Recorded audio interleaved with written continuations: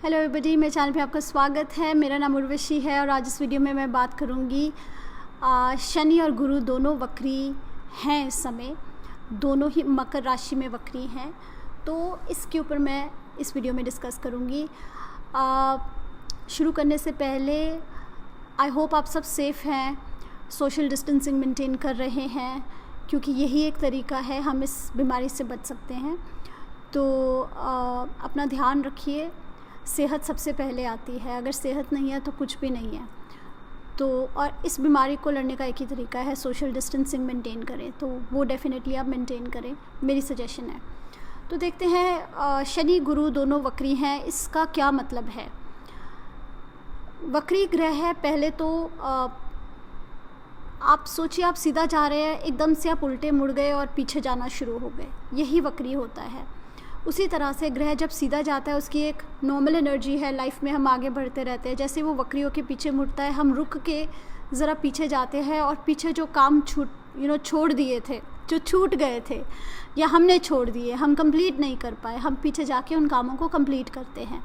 उस तरह की होती है वक्री ग्रहों की एनर्जी। अब यहाँ पे किस चीज़ को जाके हम पीछे कंप्लीट करेंगे, ये आप इन ग्रहों से समझ सकते हैं। इन ग्रहों की, सभी ग्रहों की एक नेचुरल सिग्निफिकेशन होती है। जैसे कि शुक्र, हमें पता है कि रिश्तों के कारक है, एक आदमी के लिए उसकी वाइफ के सिग्निफिकेटर है या कारक है, खुशी के, इंजॉयमेंट के, लग्जरीज़ के, कार के, इन सब के कारक है। उसी तरह से गुरु एक फ़ीमेल के लिए उसके हस्बैंड के कारक है, प्रॉस्पेरिटी, वेल्थ, बच्चों के कारक है, एजुकेशन और नॉलेज के कारक है। उसी तरह शनि मेहनत के कारक है और बीमारियों के कारक है। तो ये सब जब ग्रह वक्री चल रहे हैं, तो इन जो चीज़ें हैं, ये जो इनकी सिग्निफिकेशंस हैं, एक तो या तो हमें ग्रह इन चीज़ों के साथ रिलेटेड पीछे लेके जाएंगे। हम पीछे मुड़ के जाके देखेंगे कि भाई हम पीछे बीमार थे एक बार, मतलब ये पॉसिबिलिटी है, पॉसिबिलिटीज़ डिस्कस कर रही हूँ आपके साथ। हम कभी बीमार थे, वो बीमारी हो सकता है मुड़ के दोबारा आ जाए, तो हमें उसका इलाज करवाना पड़े once and for all, for good. Because वक्री ग्रहों का मतलब है हम जाके जो चीज़ें हमने बीच में छोड़ दी थी उनको कंप्लीट करें। फॉर एग्ज़ाम्पल, अगर आपके वॉट्स होते हैं, आप कोई होम्योपैथी दवाई ले रहे थे और फिर आपने वो दवाई लेनी बंद कर दी, तो आप अब जाके पूरे से दवाई अच्छे से लेके उस चीज़ को जड़ से ख़त्म करें। तो वक्री ग्रह इस चीज़ के लिए होते हैं। जो चीज़ें, जो काम हमने आधे अधूरे छोड़ दिए, या कोई रिश्ता था, वो बात करते करते बीच में कहीं छूट गया, अब हम वापस जाके उस रिश्ते को कंप्लीट करें, या तो अच्छे से उसको ख़त्म करें ताकि किसी के मन में कोई कड़वाहट ना हो, या फिर हम उस रिश्ते को लेके आगे बढ़ें। तो जो लूज़ एंड्स है, कई बार कुछ आधी अधूरी बातें रह जाती हैं, उनको हम कंप्लीट करें। उसी तरह गुरु जैसे एजुकेशन के कारक है। कोई पढ़ाई आपने शुरू की, वो आपने बीच में छोड़ दी, या कोई आपने कोई आपके बच्चों के साथ कोई दूरी चल रही है, क्योंकि बच्चों के कारक हैं, बच्चों के साथ कुछ दूरी, कोई कम्युनिकेशन गैप चल रहा है, आप जाके वो चीज़ों को करेक्ट करें। इस तरह के नेचुरल सिग्निफिकेशंस इस वक्री ग्रहों के समय हमारे सामने आ सकती हैं। लेकिन इसके अलावा फंक्शनल सिग्निफिकेशंस मतलब गुरु जिन घरों को आपके चार्ट में रूल करते हैं, शनि जिन चीज़ों को आपके चार्ट में, जिन घरों को रूल करते हैं, उनके साथ रिलेटेड भी आप पास्ट में जाके कोई अधूरे काम इस समय पूरे करेंगे, ये भी हो सकता है। तीसरा ये, क्योंकि ये दोनों ग्रह मकर में बैठे हैं, तो मकर के साथ और कर्क के साथ, क्योंकि कर्क को ये दोनों ग्रह देख रहे हैं, मकर के साथ और कर्क के साथ भी जुड़े काम आधे अधूरे आप पूरे करें। इनफैक्ट जब कोई ग्रह वक्री होता है और नीच का होता है, ये हमारे शास्त्रों में लिखा है, नीच का वक्री ग्रह उच्च के परिणाम देता है। तो यहाँ गुरु नीच के वक्री हैं, तो उच्च के परिणाम मिलने वाले हैं। उच्च के गुरु और साथ में शनि मकर में, दोनों, इन दोनों घरों को इस समय इम्पैक्ट करते हैं, मकर और कर्क को। तो मकर और कर्क के साथ रिलेटेड हमें कोई अच्छी खबर सुनने को भी मिल सकती है इस 1.5 महीने में। 14 मई से गुरु वक्री हो रहे हैं, 29 जून तक गुरु मकर में है। तो नीच के और वक्री मतलब कि उच्च के रिजल्ट्स। तो ये 1.5 महीने में कर्क और मकर के साथ रिलेटेड हमें कोई अच्छी न्यूज़, पास्ट को रिलेटेड, पास्ट में आपने कुछ किया उसके साथ कोई उसके साथ रिलेटेड कोई न्यूज़ हमें पॉजिटिव इन 2 घरों के साथ मिल सकती है इस 1.5 महीने में। 29 जून को गुरु धनु में चले जाएंगे, फिर गुरु धनु में वक्री रहेंगे कोई 12 सितंबर तक, फिर हमें धनु के परिणाम मिलेंगे। पर ये जो 1.5 महीना है ये बहुत इम्पॉर्टेंट है क्योंकि कुछ पॉजिटिविटी आ सकती है, इन 2 राशियों के साथ रिलेटेड आ सकती है, क्योंकि गुरु यहाँ पे उच्च के परिणाम देने वाले हैं। गुरु बहुत स्ट्रांग है, वक्री ग्रह स्ट्रांग होता है और जब नीच का वक्री होता है तो वो उच्च का होता है, और उच्च का वक्री होता है तो वो नीच के रिजल्ट्स देता है। ये आप बेसिक रूल है, ये आप याद रखिए। तीसरी बात यहाँ पे ये है कि ये दोनों ग्रह उत्तराषाढ़ा नक्षत्र में है। ये नक्षत्र बहुत इम्पॉर्टेंट नक्षत्र और बहुत ही अच्छा नक्षत्र है। बुरी से बुरी मुश्किल से निकलने के लिए अगर हमें सोल्यूशन चाहिए तो उत्तराषाढ़ा में हमें मिलता है। उत्तराषाढ़ा को फाइनल विक्ट्री भी कहते हैं। उत्तराषाढ़ा हम अपनी प्रॉब्लम्स की सॉल्यूशंस ढूंढ सकते हैं। उत्तराषाढ़ा में जब इतनी स्ट्रॉन्ग एनर्जी होती है तो हम अपनी प्रॉब्लम्स के लिए रिसर्च करके परमानेंट सॉल्यूशन निकाल सकते हैं। ये सब उत्तराषाढ़ा में इस तरह की एनर्जी है, इस तरह का पावर है, और ये दोनों ग्रह उसी नक्षत्र में वक्री हैं। तो आप इस समय को ज़रूर यूज़ कीजिए। जो आपकी लाइफ में प्रॉब्लम्स है उनके लिए सॉल्यूशंस ढूंढने के लिए पीछे मुड़ के देखना ज़रूरी है। आगे बढ़ेंगे तो अभी काम ज़्यादा नहीं चलेगा। ग्रह जब वक्री होते थोड़ा स्लो डाउन हो जाता है, लाइफ आगे कम बढ़ती है।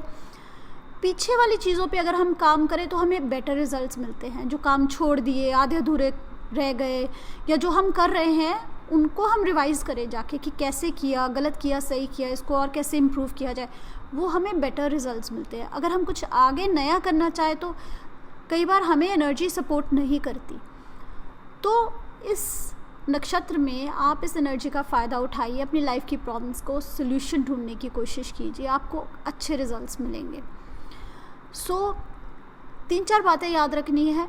ये 1.5 महीना ज़रूरी है। हमें कर्क और मकर के साथ रिलेटेड कुछ अच्छे रिजल्ट्स मिल सकते हैं, स्पेशली पास्ट के साथ रिलेटेड।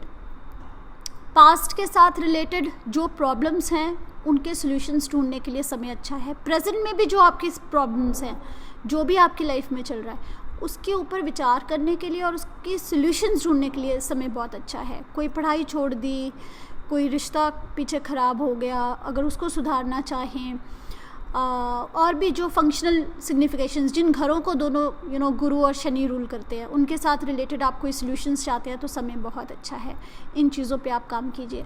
अब मैं सिर्फ सभी ज़ोडिएक्स को टच करूँगी और हम मकर और कर्क राशि की सिग्निफिकेशंस डिस्कस करूँगी। ये 1.5 महीने में हमें इन घरों के साथ क्या अच्छा परिणाम मिल सकता है। जैसे कि मेष और तुला के तो दोनों मकर और कर्क राशियाँ आपके चौथे और आपके 10वें भाव में आती हैं।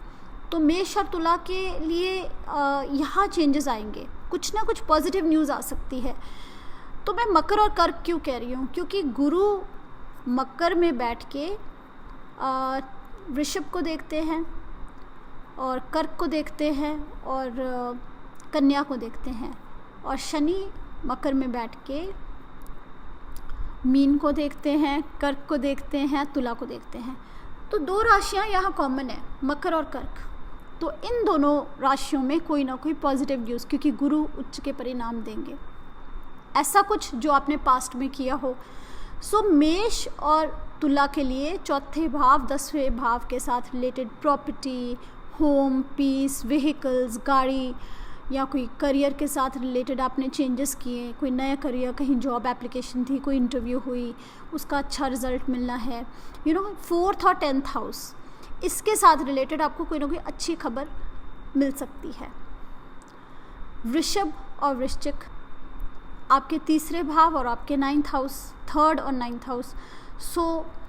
फादर या भाई बहन, सिबलिंग्स, ट्रैवल, नॉलेज, गुरु की प्रीचिंग्स,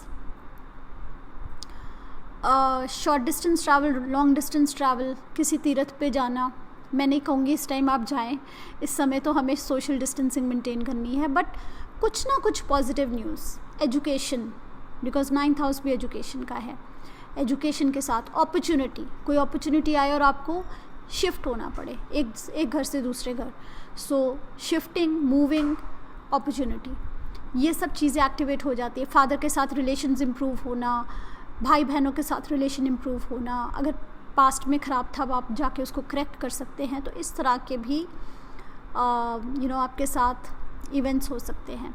फिर हम बात करेंगे मिथुन और धनुष के बारे में। मिथुन और धनु के लिए तो आपके दूसरे भाव और आपके अष्टम भाव की यहाँ पे ये एक्सेस है, 2nd और 8th हाउस, तो यहाँ पे वेल्थ, पैसे को लेके, धन को लेके, फैमिली को लेके, आपके स्पाउस की फैमिली को लेके, इनहेरिटेंस को लेके, कोई health issues, hidden health issues हैं, वो बाहर आए हैं और आप उसको पॉजिटिवली डील करें, इस तरह के भी सिचुएशन बनती है। कोई आपने इन्वेस्टमेंट्स की हो, उससे आपको लाभ हो सकता है। सो इस तरह के आपके साथ इवेंट्स हो सकते हैं। फिर हम बात करेंगे कर्क और मकर की। कर्क और मकर के लिए तो पहला भाव, सप्तम भाव, तो यहाँ पे आपकी पब्लिक इमेज, आपके रिलेशनशिप, आपकी वाइफ, हस्बैंड आपस में रिलेशनशिप, बिजनेस पार्टनरशिप, कोई नए रिलेशनशिप में एंटर करना, आपकी इमेज इम्प्रूव होना, आपने पास्ट में कुछ अच्छे काम किए या पास्ट वाला काम आप जाके कंप्लीट करें और आपकी इमेज चेंज होना, इस तरह की सिचुएशंस बन सकती हैं। आप कोई रिश्ते में जुड़ सकते हैं, कोई बिजनेस पार्टनरशिप या रिलेशनशिप, कोई हस्बैंड वाइफ आपस में शादी होना, इस तरह के रिलेशनशिप्स भी हो सकते हैं। आपका सर्कल, सोशलाइजेशन बढ़ सकती है। फिर मैं बात करूँगी सिंह और कुंभ के बारे। तो आपके 6ठे और आपके 12वें भाव की एक्सेस है। यहाँ पे आपकी हेल्थ बहुत इम्पॉर्टेंट है। वही कोई पुराने हेल्थ इश्यूज़ जिनको हमने इग्नोर किया, कोई कर्ज़ा लिया, वो पूरा होना, हेल्थ इशू आए हमारे सामने दोबारा से, वक्री है ना ग्रह, तो हम उसको डट के जाके उसका इलाज करें, हॉस्पिटल जाएं और ठीक होके वापस आएं। कोई कोर्ट केस जो लटका हुआ है उसका कंप्लीट होना, कोई कंपटीशन है उसमें आपको अच्छा रिज़ल्ट मिलना, कोई फॉरेन रीलोकेशन, इमिग्रेशन, हमें पॉजिटिव रिज़ल्ट मिलना, इस तरह के इवेंट्स आपके सामने आ सकते हैं इस डेढ़ महीने में। उसके बाद आता है कन्या और मीन। पंचम भाव, 11वें भाव, जो लोग बेबी प्लान कर रहे हैं उनके लिए गुड न्यूज़ हो सकती है। क्रिएटिविटी के साथ, बच्चों के साथ, बच्चों से लाभ होना, बच्चों के कारण कई बार हम प्राउड फील करते हैं बच्चों की अचीवमेंट्स पे, अपनी एजुकेशन के कारण, अपनी क्रिएटिविटी के कारण, नेटवर्क सर्कल से हमें कोई हेल्प सपोर्ट मिलनी, कोई नई जॉब मिलनी, बिकॉज ऑफ नेटवर्क सर्कल, हमारा सर्कल से हमें कोई हेल्प मिले, तो इस तरह की सिचुएशन हो सकती हैं। लेकिन आप इसके अलावा भी याद रखिए जो इनकी नेचुरल सिग्निफिकेशंस हैं, जिनके ये कारक हैं, वो सिग्निफिकेशंस प्लस जिन घरों के ये स्वामी हैं।